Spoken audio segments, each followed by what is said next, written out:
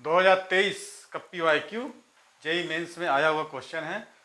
और क्वेश्चंस को हम पढ़ते हैं, देखिए कितना बढ़िया क्वेश्चन है ये। थोड़ा सा इसमें 2022 के जो जेई मेंस में क्वेश्चन आया था, थोड़ा सा काफ़ी लेंदी था, बहुत सारे चीज़ें उसमें मेहनत ज़्यादा करवाया था। मतलब वो काफ़ी सारी चीज़ों को पूछा था इसमें, बहुत सारे फॉर्मूलेस को अप्लाई करके बहुत सारी चीज़ों को पूछा था।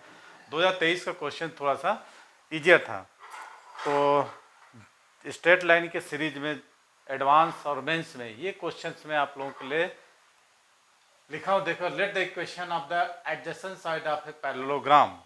ठीक है, छोटे क्लास से अपन पढ़ते आ रहे हैं एडजेसेंट साइड क्या होता है, पैरेललोग्राम क्या, उसकी प्रॉपर्टी क्या होती है। तो इसकी दो साइड्स दिया हुआ है। अब कौन सा दो साइड्स है ये हमको नहीं पता।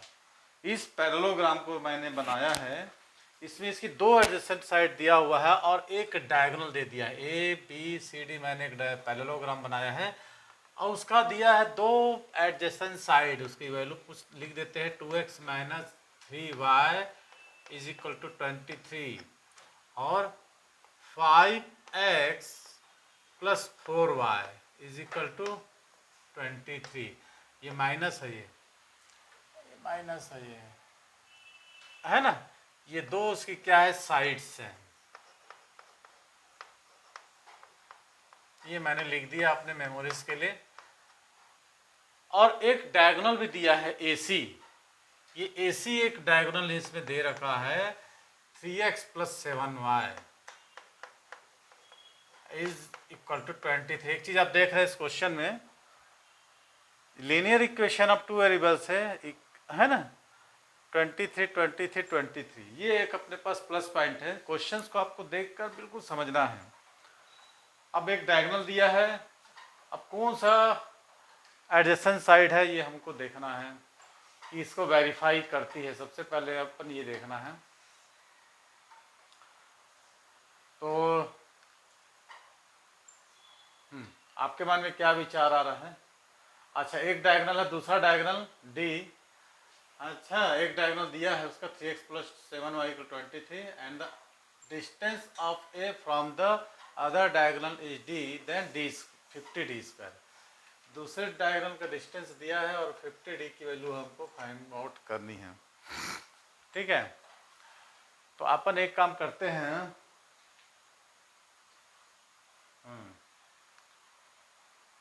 देखिए, दूसरा जो डायगोनल है, पैरेललोग्राम का डेफिनेशन आप जानते ही हैं। अब मैं एक काम इसमें ये करता हूँ कि 2x minus 3y equal to minus t और 3x प्लस 7y, इसको मैं इसका इंटरसेक्शन है ना सॉल्व करके हम देखते हैं। अगर जो पॉइंट आ जाता है, जो भी पॉइंट आ जाएगा, एक डायगोनल और एक साइड, उस पॉइंट को हम क्या करेंगे, लिख लेंगे। तो सबसे पहले हम क्या इसको सॉल्व करते हैं,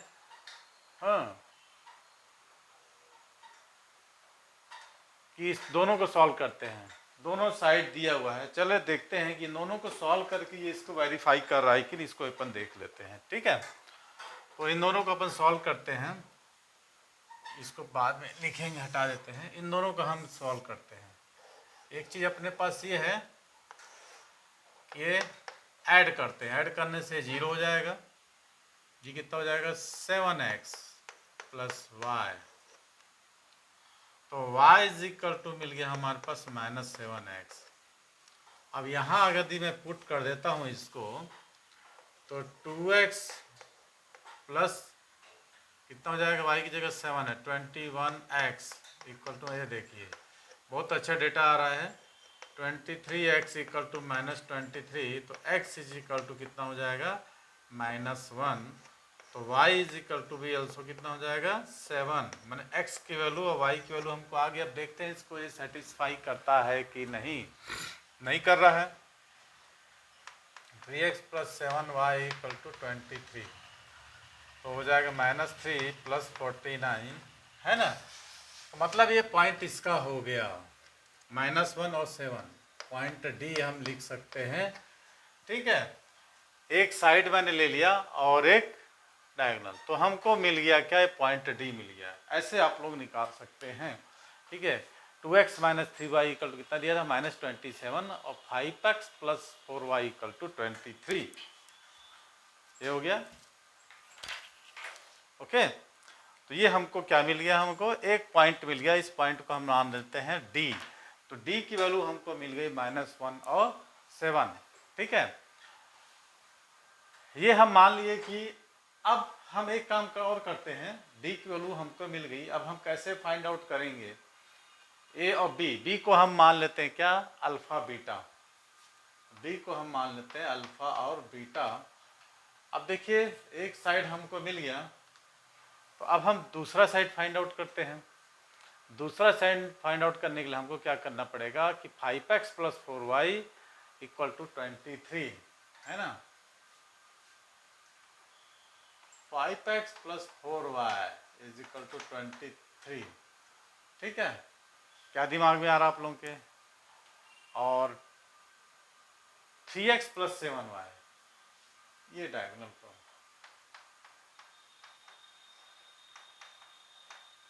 ठीक है। ये तो अपने पास ये आ गया 5x प्लस 4y और 2x माइनस 3y, ऐसा कुछ आएगा, -23। आपको ये सॉल्व करके देखते जाना है, और उसका हमारा मेन मकसद है इसकी चारों के कोऑर्डिनेट पॉइंट लाने का। चारों के कोऑर्डिनेट पॉइंट आ जाएंगे तो डायगोनल हम क्या करते वैसे भी निकाल सकते हैं। ठीक है, तो हमको जो है डी की वैल्यू मिल गई। यदि हम क्या करें,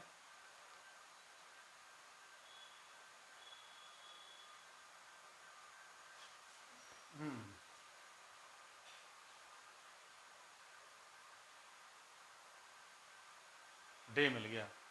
अच्छा, ए की वैल्यू को हम क्या करते हैं, ए की वैल्यू लाने के लिए हमको क्या करना पड़ेगा, ध्यान लगाइए।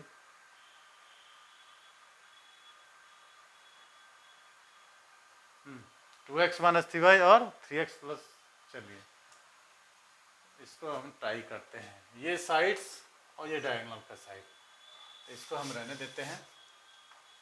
2x minus 3y is equal to -23, और इस डायगोनल का जो पॉइंट दिया है 3x प्लस 7y, तो हमको ये मिल जाएगा ए का कोऑर्डिनेट। अभी हमने क्या किया, इसका लिया इसको लिया, सपोज कर दिया, तो हमको डी का कोऑर्डिनेट मिल गया। अब 3x plus t y equal to 23, इसको भी हम ऐड करते हैं, और ऐड कर देंगे तो कितना जाएगा 5x और प्लस 4y इक्वल टू 0।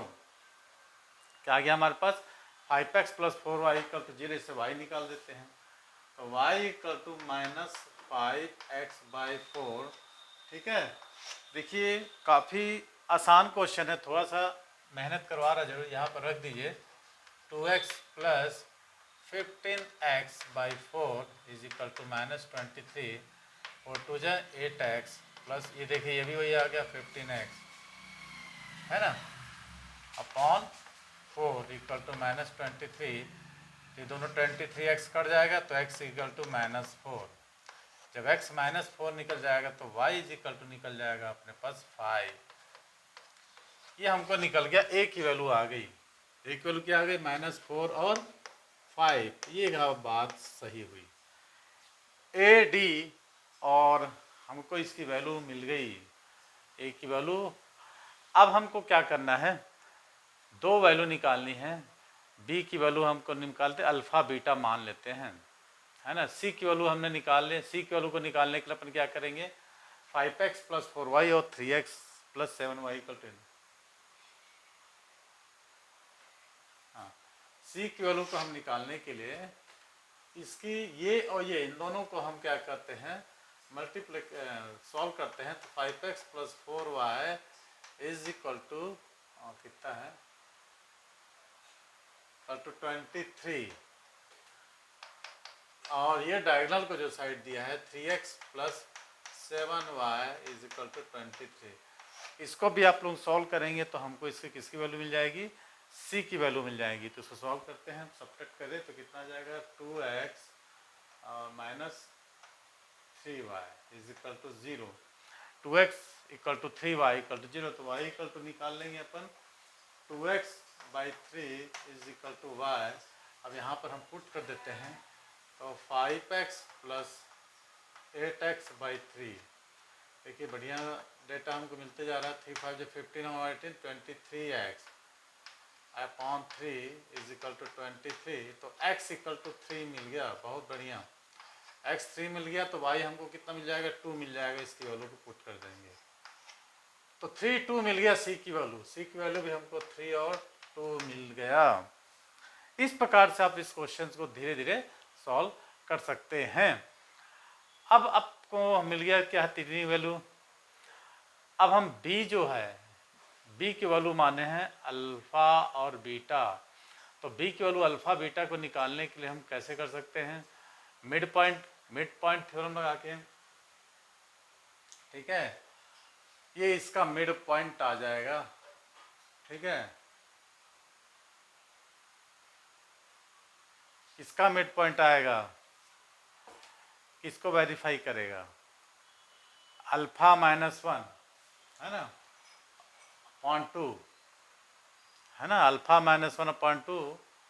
और आप लोग इसका मिड पॉइंट निकालिए, b की वैल्यू आ जाए तो मज़ा आ जाए, और उसके बाद फिर बाकी सभी वैल्यू को हम निकाल लेते हैं। कैसे निकालेंगे b की वैल्यू। अब देखिए BD और AC इसका मिड पॉइंट थ्योरम से हम निकाल सकते हैं। यहीं पर हम निकालते हैं। देखिए अल्फा माने इसकी x वैल्यू अल्फा -1/2 इस सेटिस्फाई करेगा कितना, -4 + 3/2। तो कितना हो जाएगा, 2 2 कैंसिल कर सकते हैं। अल्फा -1 इज इक्वल टू -1, तो अल्फा इक्वल टू 0। वाह, अल्फा इक्वल टू 0 मिल गया। अब बीटा +7, वाइस वैल्यू बीटा +7/2 माने अल्फा -1, ये BD के लिए कोऑर्डिनेट ऑफ बी या कोऑर्डिनेट बी, इन दोनों का मिड पॉइंट हम निकाल लेते हैं। तो वो वैल्यू हमारी हो जाएगी अल्फा और बीटा की वैल्यू हो जाएगी। तो बीटा +7/2 और 5 + 2 बाय 5 + 2/2, तो 2 2 कट गया। तो बीटा +7 = 7, तो बीटा इक्वल टू आ गया हमारा 0।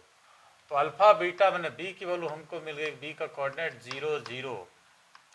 बहुत बढ़िया, सब अपने को वैल्यूज हमको आ गए। लेकिन इसके पहले आपको थोड़ा सा ध्यान रखना पड़ेगा, थोड़ा सोचना पड़ेगा।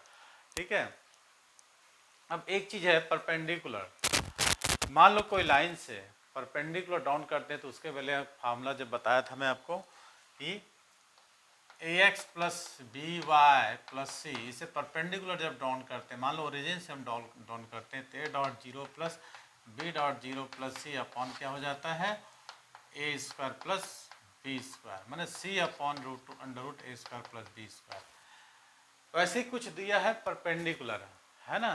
पहले का डायगोनल हमको दिया है लेंथ, और दूसरे का डायगोनल कितना दिया, डिस्टेंस d दिया है 50d², इसको हमको निकालना है। तो अब इसको हमको कैसे निकालेंगे,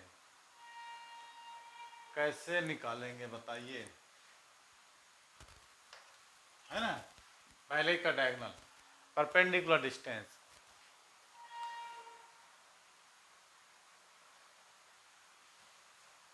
कौन सा, हाँ चलिए निकालिए डायगोनल फार्मूला से डी, तो को क्वेश्चन हमारे साथ सॉल्यूशन आ जाएगा। चलिए सॉल्व कीजिए। हाँ, तो परपेंडिकुलर डिस्टेंस, अब देखिए ये हमको निकल गया, कोऑर्डिनेट हमने सब निकाल लिए, ये तो काफी इजी था। अब इसमें दिया है एक डायगोनल का हमको इक्वेशन दिया है और दूसरे डायगोनल का डिस्टेंस दिया है। तो हम ये मान लेते हैं कि दूसरा डायगोनल जो है, ठीक है, BD, ये पहले डायगोनल पर क्या है, परपेंडिकुलर है। ठीक है, अगर हम ऐसा मान लें कि ये डायगोनल है, ये D है और ये B है, ठीक है, तो इसका हम इक्वेशन बना लेते हैं। तो इसका कितना है, -1 और 7 है इसका कोऑर्डिनेट। इसका कोऑर्डिनेट है कितना, अल्फा और बीटा, मैंने 0 0 निकाल दिए हैं, 0 0। अब उस पर ये जो परपेंडिकुलर है, ये परपेंडिकुलर बाइसेक्टर है ना, तो इसका पॉइंट कितना है, ए माइनस 4 और 5। तो अभी मैंने जो फार्मूला बताया है कि इस लाइन पर परपेंडिकुलर डाउन होता है, तो सबसे पहले हम इसका इक्वेशन बना लेते हैं, इसका ग्रेडियंट निकाल लेते हैं और इसके हम इससे परपेंडिकुलर निकाल देंगे। मान लो इसका ग्रेडियंट हम निकाल दिए कितना, m1, इसका ग्रेडियंट निकालते हैं हम m2, या इसका हम m1 निकाल लेते हैं, इसका m2 निकाल देते हैं।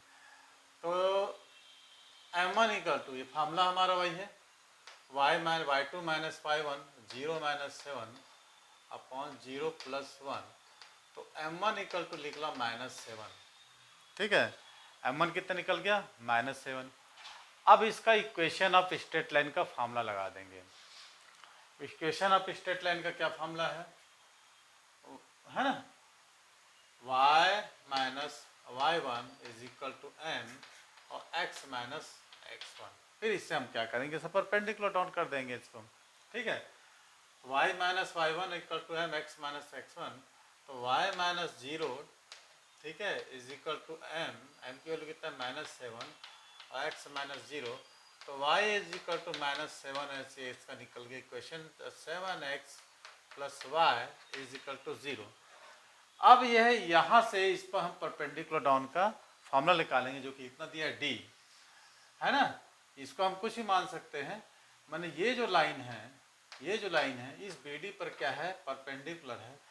तो दूसरा डायगोनल की लेंथ कितनी दी है d, और -4 5 से इस लाइन पर इसकी वैल्यू कितनी निकल गई, 7x plus y is equal to 0 down करेंगे, तो 7 इंटू -4 प्लस 5 अपॉन कितना हो जाएगा, 7 का स्क्वायर माने 49 प्लस 1। तो d इज इक्वल टू निकल जाएगा -428 प्लस 5 अपॉन 50।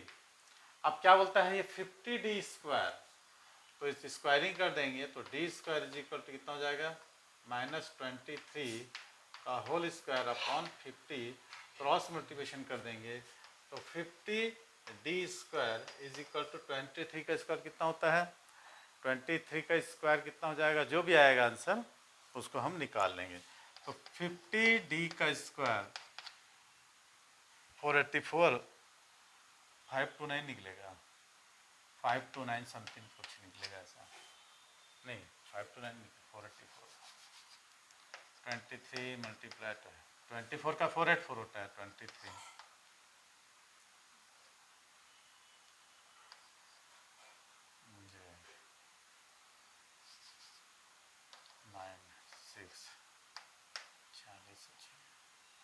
519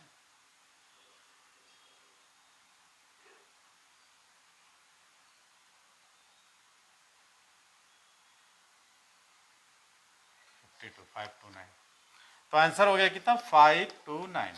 थोड़ा सा क्रिटिकल टाइप का क्वेश्चन था, समझने में आप लोगों को दिक्कत होगी, एक बार सरसरी तौर पर इसमें हम क्या करते हैं, नज़र डाल लेते हैं, ठीक है। हमको क्या दिया है इसमें, हमको दिया है दो एडजेसेंट साइड दिया है, उसका इक्वेशन दिया है, एक डायगोनल है AC, डायगोनल एक पैरेललोग्राम है ABCD, उसकी एक डायगोनल है AC, उसका हमको इक्वेशन दे दिया है, और दो एडजेसेंट साइड है उसकी वैल्यू को हमको दे दिया, लेकिन हमको नहीं मालूम है ये दोनों एडजेसेंट है, ये भी हो सकते हैं, ये भी हो सकते हैं, ये भी हो सकते हैं, कुछ भी हो सकते हैं। तो सबसे पहले मैंने क्या किया है कि इन दोनों को सॉल्व करा, देखा इसको सेटिस्फाई हो रहा है कि नहीं, सेटिस्फाई नहीं हो रहा है। कहने का मतलब जब इसको हम सॉल्व किए हैं, है ना, तो सेटिस्फेक्शन इसको नहीं करा, अगर परपेंडिकुलर हो जाता तो क्या हो जाता, आराम हो जाता ना। तो हमको देखना है अब इसमें, सबसे पहले हमने किया है कि 2x माइनस 3y और 5x प्लस 4y, जब इसको हम सॉल्व किए तो x की वैल्यू -1 और 7 मिल गया, माने ये d की वैल्यू हो गई। अगर सेटिस्फेक्शन करता तो d की वैल्यू नहीं होती, परपेंडिकुलर हो जाती इसमें। तो सबसे पहले हम इन दोनों को सॉल्व किए, इंटरसेक्शन लगा के, कोऑर्डिनेट लगा के, तो x की वैल्यू -1, y की वैल्यू 7 मिल गई है, क्लियर। अब देखिए ये इसकी लेंथ दी हुई है, तो ये डायगोनल और इसको अब हम सॉल्व करते हैं इन दोनों को, तो हमको वैल्यू मिल जाती है किसकी, a की। तो 2x माइनस 3y और 3x प्लस 7y, माने ये साइड AD और ये साइड AC है ना, इसका इंटरसेक्शन है A, तो इसको हम सॉल्व किए हैं तो हमको a की वैल्यू कितना मिल गई, -4 और 5 समथिंग, ये a की वैल्यू मिल गई है। कोई डाउट, हमको d की वैल्यू मिल गई, ये दोनों इक्वेशन जो एडजेसेंट साइड है उसको दे दिया, फिर हम क्या किए, एक डायगोनल और एक साइड ले लिए हमको, अब हमको क्या करना है, ये साइड है सी डी और ये जो डायगोनल दिया इसको जब हम सॉल्व करते हैं तो हमको मिलती है सी का कोऑर्डिनेट मिल जाता है इक्वेशन को, है ना, linear equation of two variables है। अब यहाँ तक हमको सी हो गया कि हमको ए मिल गया, डी मिल गया, सी मिल गया। अब हमने बी को कैसे किया है, अब देखिए ये जो लाइन है, ये जो बी डी लाइन है, इसी की वैल्यू हमको डी लेंथ दिया हुआ है और ये जो है इसके एक दूसरे पर परपेंडिकुलर बाइसेक्टर है। ओके, तो सबसे पहले हम क्या करते हैं, इसका इक्वेशन निकाल लेते हैं। इसकी वैल्यू हमको कितनी मिल गई है, 0 0। कैसे मिला है ना, इसकी वैल्यू कैसे मिली हमको 0 0, ठीक है। इसकी वैल्यू 0 0 कैसे मिली है, दोनों को सॉल्व किए हम, ठीक है। ये सॉल्व किए हमने मिड पॉइंट से, ठीक है। कहाँ से सॉल्व किए हैं, देखिए इन दोनों का मिड पॉइंट, इन दोनों का मिड पॉइंट को सेटिस्फैक्शन कर रहा है कि नहीं ये, तो बी की वैल्यू हमको मिले। ये एक डायगोनल का पॉइंट है और ये डायगोनल का पॉइंट, दोनों का मिड पॉइंट एक दोनों को सेटिस्फैक्शन कर रहा है। और अल्फा -1/2 इज इक्वल टू -4 + 3/2, तो इसकी वैल्यू हमको मिल गई क्या, 0 0 मिल गई। अब ये बी डी लाइन का इक्वेशन हम बनाएंगे y-i2 - y1 = तो मैंने पहले इसकी ग्रेडियंट निकालते हैं। ग्रेडियंट निकालने के बाद हम इसके इक्वेशन आप स्ट्रेट लाइन बनाए तो कितना बना हमको, y + 7x या 7x + y बोला। अब इस पॉइंट से यहाँ पर हम परपेंडिकुलर डाउन की बने डायग्राम बनाया है। ये अपना है बी डी, तो बी डी के लिए हम क्या किए, इक्वेशन ऑफ स्ट्रेट लाइन बनाए 7x + y और ए से हम परपेंडिकुलर डाउन कर दिए, हमको क्या मिले 50d² की वैल्यू मिल गई। कितना है, 529। ये था एक छोटा सा क्वेश्चन और इसके सबसे पहले आपको बेस क्लियर रखना बहुत ज़रूरी है। अगर 2022 में तो बड़े क्वेश्चन थे, ये थोड़ा सा छोटा क्वेश्चन है, थोड़ा सा नॉलेजेबल क्वेश्चन था, तो ध्यान देने लायक था कुछ नहीं, बाकी थोड़ा सा ध्यान देंगे तो ईजी हो जाएगा। थैंक्स फॉर वॉचिंग, आज के लिए इतना है, देखते हैं अगले और वीडियो में।